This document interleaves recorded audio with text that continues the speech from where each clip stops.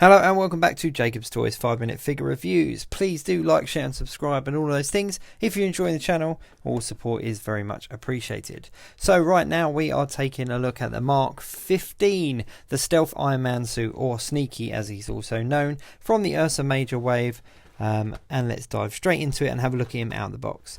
Now here he is in all of his glory. Now personally I wasn't overly excited about this one when I saw what mould they were using, because obviously it's the same as the 80th anniversary Ironman. He comes with two open palm hands which you can put the blast effects into, and you get these cool red blast effects which do actually look really nice against the kind of dark blue, the kind of midnight blue that he is. You also get this nice unmasked Tony Stark head, which is very similar to how he looked in the comics, and actually a head cast that I really like. Now we've had one of those already before, so it is nice to have a second for sure. Now the actual finish on this character, on this suit, is very nice. As you can see here, it gives off a real metallic blue. There are a couple of different tones there you can see in like the helmet and the head. But yeah, I mean he's very nice looking, don't get me wrong, and the stealth suit is definitely a cool one. I remember reading about it like quite a while back. Put the Tony Stark helmet, the unmasked head on him there as well. It's a nice contrast between the kind of flesh tone and the really dark tone of the suit. Now if I take the hand off and I put a blast effect hand on, I can just put one of these blast effects in as well. Now he is pretty much the exact same as the 80th anniversary, just in a different colour. You know what, actually, now I've put the blast effect in, he's really warming up to me. I really like the contrast of that red on that blue. So I might actually just sort of eat my hat in the middle of this review. But yeah, putting the blast effect on him and putting the unmasked head on him actually make him stand out a lot better. As a suit with the head on and arms down sideways, he kind of was a little bit nothingy to me, and not quite as cool as the 80th anniversary version. But when you put these red blast effects on and you do take the helmet off and have the unmasked head, there's enough contrast there for it to look quite cool.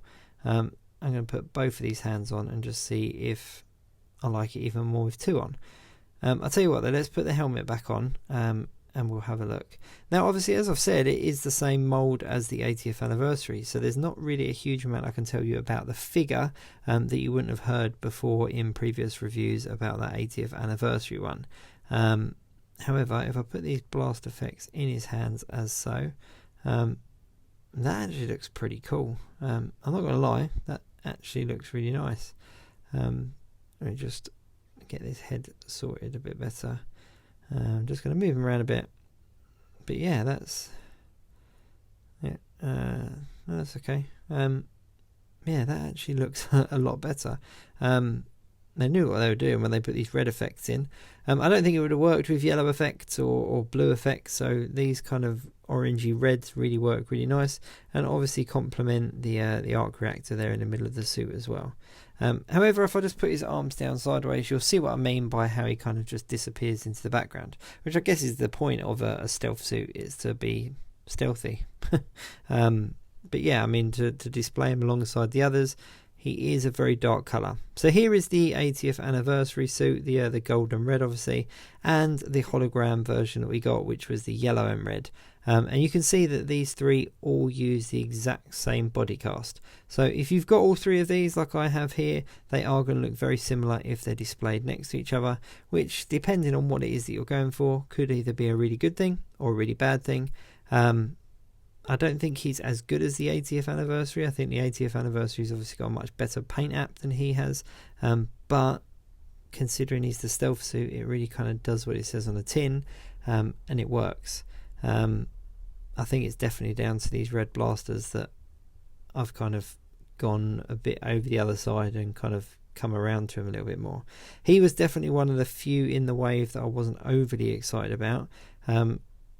And you know what, actually, having these two together is actually quite reminiscent of the Toy Biz days, where they had the variant in the wave. So they had they released sort of two of the same figure, but one was one colour and one was the other. So having these two next to each other and in the same pose as well is actually very reminiscent of that. So that's actually quite nice and a little bit nostalgic as well. But yeah, overall, I mean, not a bad figure. If you're getting the wave as a whole, then he's definitely a great addition. I can't see him being hugely popular with people as a single figure and people going out just to get him. But you do get that unmasked head as well, so that is definitely an extra additional bonus.